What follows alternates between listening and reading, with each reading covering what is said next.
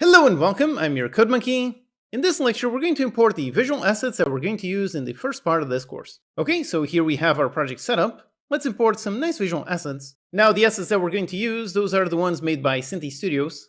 They are an excellent team that makes some really gorgeous low-poly assets. Personally, I'm a huge fan of their style. I've used in many of my tutorials and in my own game, Dinky Guardians. They have allowed me to use part of their packs in this game and distribute them to you. The license for the assets included in this course is you can use them for non-commercial use only. So if you want to use them in your own commercial projects, you can pick up the entire packs from their store. The assets that I selected are from a bunch of their simple series. It's a very blocky and low poly style, which personally I felt that it looked really great for this game. I think it looks really great for an RTS game. A lot of assets are from this simple military pack. Then for a bunch of the buildings, I picked them up from the simple space pack. And of course, for the zombies, they came from this simple zombies pack.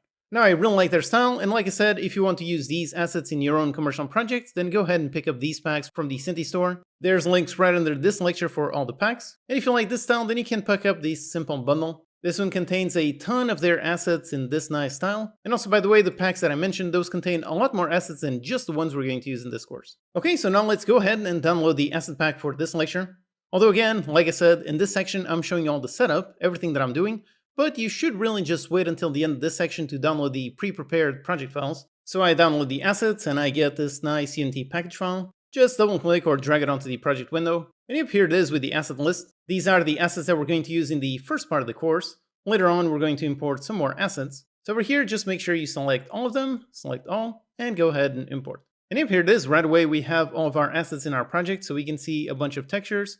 We can see a bunch of meshes and materials and all kinds of things. With this, we can right away set up a basic scene. So first, let's actually clean this up a little bit. So instead of calling it simple scene, let's call it the game scene.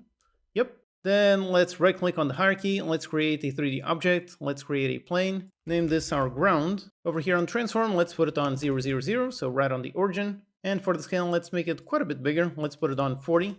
So 40 on all of them. Then let's also go ahead and use a ground material. So here inside the materials folder, we have the ground desert. So let's just go ahead and apply this one. Okay, great.